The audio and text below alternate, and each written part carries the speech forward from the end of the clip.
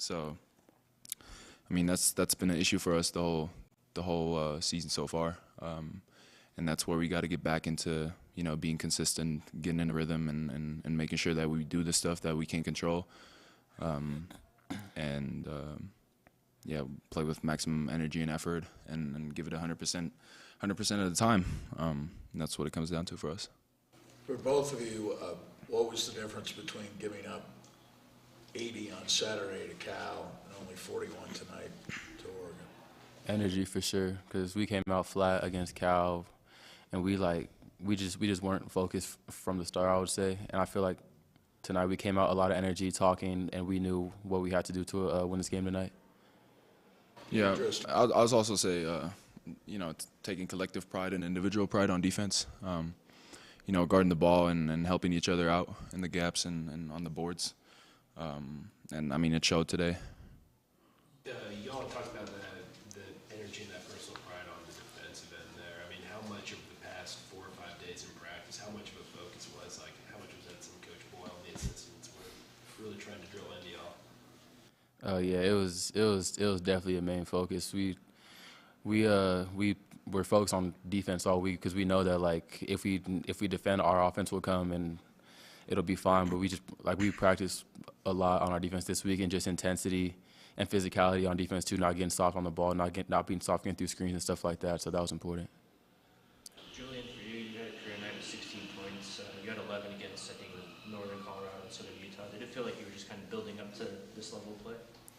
Yeah, definitely. I mean, I've had some games where I showed games where I've played good, but I just come out here every night and try to do what I can do to help us win, really. So, and today, I scored 16 points, and either way, it doesn't really matter to me how much I score. It's just as long as we're winning games. Julian, when did you find out you were going to be starting tonight? I kind of knew all week, just cause KJ had been hurt, and so he didn't really practice. So I was ready to go. You started some games last season at the end of the year. Does it take a different mentality when you're in that role? I wouldn't say it takes a different mentality, but it's like a little bit bigger of a role because you can't come out flat. Like, you want to start the game off with energy and effort and pick the pace up. So I feel like that was the most important thing. For you guys, for either of you guys, Will Richardson and Fali Dante, obviously they're two main guys. You hold them to combined 7 points. I mean, what does that just say about what you guys are capable of on any given night defensively, just taking away a team's 2 best offensive weapons? Yeah, I mean, essentially it comes down to locking into the scouting report, knowing how to defend, knowing how to guard your opponent, and then putting in the work in practice, and relying on your teammates to do the right thing too. Yeah. Also defensively, just holding Oregon, I think 1 for 14 from 3. I know you guys have struggled defending from three-point land at times this season. Just has that been kind of a bigger focus for you recently? Yeah, definitely. I mean, we just want to contest every 3. Don't give them any open ones. Even if it's late and we're gonna run out there, we just want to get a hand up because it affects the shot regardless. So it's been a focus to not give teams anything, like, just open, and it worked tonight. I think both of you guys touched on it a little bit, but with KJ being out today, any added pressure as far as stepping into the scoring department like you guys did tonight, or no? No, I don't think so. I mean, we all have confidence in each other offensively. We got a lot of talented guys on our squad. I mean, he is our leading scorer, that's for sure, on the average. But when KJ's out, I feel like we gotta rely on each other even more, share the ball more, play together, and make sure that we get the best shot for our team. And that's that can be anybody on the team. Okay, anything else for the players? All right, thanks guys.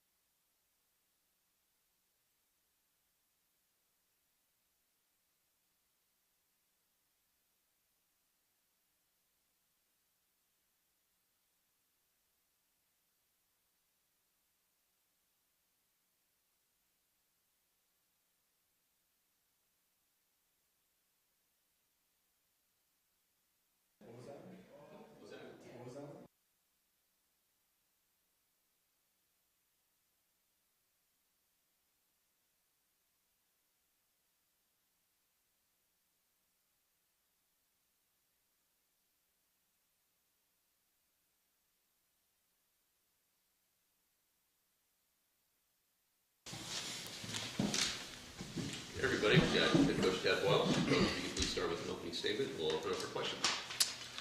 Well, I don't want to show my ignorance, and some of you that probably have followed us said I probably shouldn't open my mouth up then, but Jekyll and Hyde, this team, and I've never seen the movie, I've never read the book. I know one's good, one's bad, like it's total polar opposites, and that's what this team is right now. We're Jekyll and Hyde, and I don't know if we were Jekyll on Saturday against Cal and Hyde tonight or Hyde and Jekyll, but this is how we have to play defensively, night in and night out. Not that we're going to hold everybody to what we held Oregon to. It wasn't their best night. There's no doubt about that. But I think we had something to do with it. And I could tell from the get-go we were locked in defensively. Told the team at shoot-around, the team that rebounds the ball better tonight is, I think, going to be the team that wins. And that was us, and I think the score showed that. So really, really proud of their effort on the boards because Oregon's a good rebounding team. They came in here averaging 12 offensive rebounds a game. They had 2 at halftime. And, they had 17 against Oregon State. They had 22 the game before that. So they're a team that you better get a body on them. It's a physical, and they're tall, they're long. So really proud of our guys. We got to build on this. And that's the key. And the time is now. November's done. December's done. We got Oregon State coming in here on Saturday. We got to build from the Oregon game as we go into Oregon State. Is the inconsistency you referred to more on the defensive end, in your opinion, or the offensive? Yeah, it's look, the nature of college basketball offensively, these guys are not NBA players. And so the offense is going to come some nights. Sandy is going to go. Like the jump shots are going to come and they're going to go. The free throws you're going to make some nights. You're not going to make them other nights. So I think every college basketball team, for the most part, and there's a few exceptions, are going to be inconsistent offensively. The key is we're getting great shots. We're not turning the ball over. We did a great job in the first half not turning over. Not such a good job in the second half. But the inconsistencies with this team, this 2022-23 CU team, has been on the defensive end. And when we have shown it and we have done it, we can beat anybody. I'm telling you, Tennessee is a really good team, and we caught them at the right time. There's no doubt about that. But this team, that's how good we can be when we lock in, and we did it without our leading scorer. Going into this game, I'm like, holy cow, we're going to score enough points to beat these guys. But our defense is so good, I don't have to worry about it. With that defense, Neek took the lead. Yes, Will Richardson. he did. Other guys helped out, but what was the key there in shutting him down? Yeah, I think using length, and he got us off the floor a few times with this. He's a great shot fake guy, and he kind of jumps into you, and he's really good at getting the foul line. But the big thing with Will Richardson playing at altitude, we wanted to get the pace of the game going because he played 40 minutes the other night. Did not come out of the game tonight. He didn't play 40, but he normally plays 36 plus. You could tell in the first half he was grabbing his hips, he was sucking air. So again, that's what altitude does. That's why we want to play fast. Neek did a great job on him for the most part. We had Tristan on him at times, and a Julian on him. Everybody that was on him. Ruff was on him a few times. So the whole defensive effort tonight, and Will Richardson's a big part of that team, was fantastic. Is that as good a game as you've gotten out of Tristan since he's come over? He's had some good games. He had 25 and 27 back-to-back a few weeks ago. Now, coming off the Bay Area trip, he was not real good offensively or defensively. But tonight, defensively, he was fantastic. Got his hands on balls. Again, he's a guy that can guard Will Richardson, who's a point guard, and he can guard N'Faly Dante, who's a 5-man. To have a defensive guy like that, holy cow. And Lawson obviously gives us great defensive minutes. But when he goes out of the game, Tristan or Javon Hadley has to go to one of their big guys, and they're battlers. So I was really proud of Tristan on both ends of the floor. Everybody looks at 30 points, which is great, but his defense was just as good as his offense. Dr. Jekyll is the good guy. He's a good, okay. Hyde is the bad guy. We were Jekyll tonight. So Hyde's, see, that's why I need people like you to keep me straight. I'm just a basketball coach. You talked about rebounding being a key. How big of a boost is it when Luke OBrien's hitting? Oh, man, yeah, Luke's minutes off the bench were key. The energy he gave us. One of the things offensively we talked about against Oregon, and I don't know how many block shots they had tonight. Looks like they had 6. But, you know, you get the ball in the paint, and they got Ware in there who's a 7-footer, 7'1" or whatever he is, and Dante, they can really block shots. One of the keys tonight for us was finishing in the lane. And it might be over the big or around the big, or it might be coming to 2 feet, shot fake, getting him in the air. It might be kicking it out for a three-point shooter. Luke OBrien finished tonight. He did a great job of finishing at the rim, made some nice passes, but the energy he played with on the glass especially, that's what Luke does, and that's what Luke brings. He was playing really, really well. He has 11 rebounds tonight. I mean, he was playing really well a couple weeks ago, and then he, got hurt a little bit and then missed a couple games, but it's really good to have him back. He was key tonight. With Luke OBrien, do you see his role in the team kind of shifting more and more into being like a post player? Well, the great thing about Luke, much like Tristan, is his versatility. He can play and guard the post. At the end there, he was guarding Khalil Ware. He fronted him. He got a steal. He's not a 5-man. He's not a post guy, but he can guard. If you can guard post guys, and then you got the ability to shoot the ball like Luke does and put the ball on the floor and attack closeouts, he becomes a matchup problem for opposing teams. So to have guys like him and Tristan, who are so versatile offensively and defensively, really makes our team hard to guard, and it gives us great versatility defensively as well. Julian Avila, getting that effort from Julian in the spot start. Yep. How big was that tonight? And do you think Big. you'll get KJ back on It was Saturday? huge, yeah. No, it was huge. Julian was stepped up. I thought Javon Ruffin played well. Both those guys. Pat, we've got a culture in this program, and part of the culture is it's about the team. It's not about the individual. Part of the culture is practice matters, and this was not a indictment on KJ whatsoever. But we had Sunday off. Monday he didn't practice. His ankle was still a little sore from the Cal game. Tuesday, he woke up. He was sick as a dog, came in, saw the trainer. Trainer sent him home. Wednesday, he was feeling still under the weather, wasn't able to practice. So he doesn't practice Monday, Tuesday, Wednesday. And our guys practiced hard. I put them through, especially Monday and Tuesday. We got after it. So not that I wanted to play KJ tonight, but I just felt like the right thing to do for the guys that practiced hard is they deserve to play.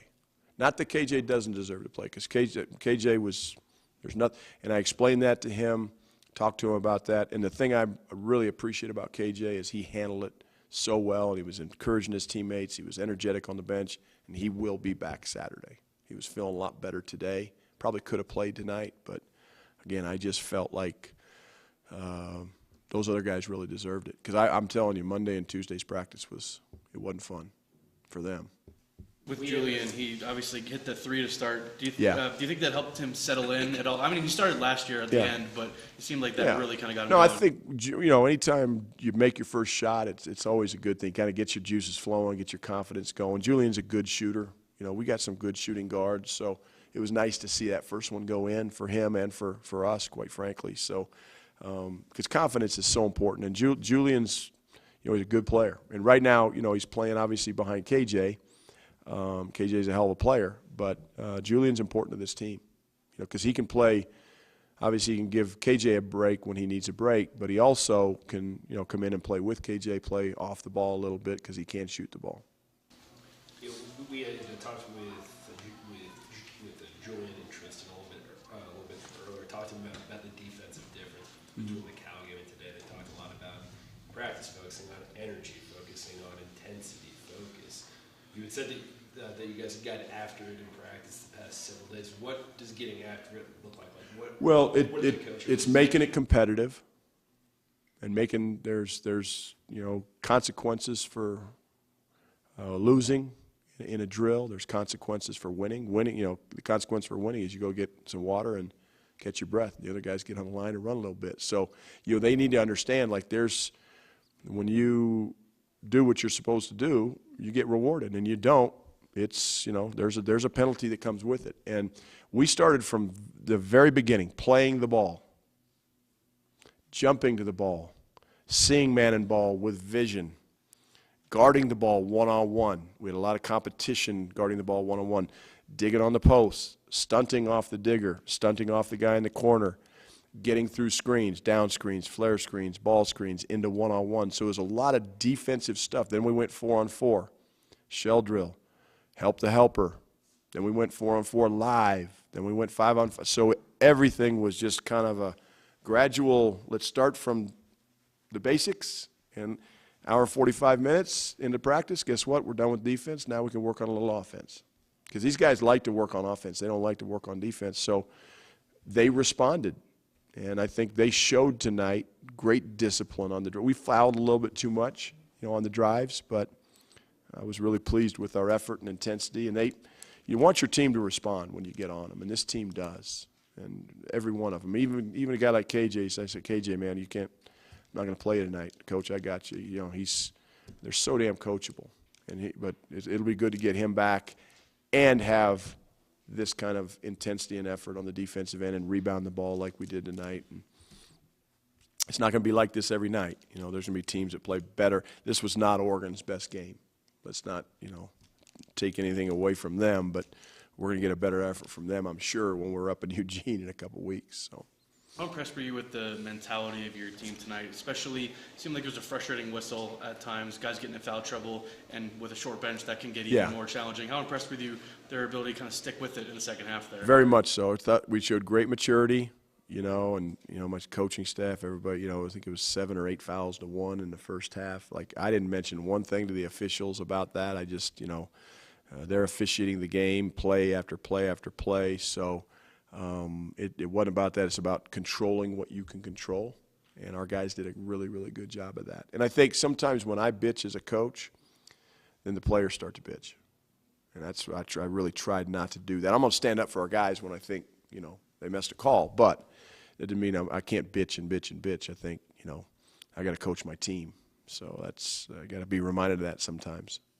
Okay, one last one for Coach, if anyone has one. Coach, what does Lawson have to do to be more impactful on the offensive end, and where would you say his confidence is at right now? Yeah, he's going to be fine. He just needs to finish when he's at the rim. On our pick and rolls, I told our guards we're giving it to him a little bit further out, like on the charge he got. Like, if we can get downhill and engage his man and make his man guard the guard, and now dump it off to him when he's close to the rim, he can finish and dunk. We're giving the ball to Lawson too far off. And he got a charge one time. Other times he got stripped. Lawson's going to be fine. I'm telling you. He's going to be – offensively right now, he's a work in progress. He knows that. I know that. Coaches know that. Fans know that. But defensively, he gives us great minutes. And, I've talked to Lawson a lot. I talked to Neek a lot this week. A lot of our guys about body language. When things don't go well, you don't get your head down, your shoulders don't slump.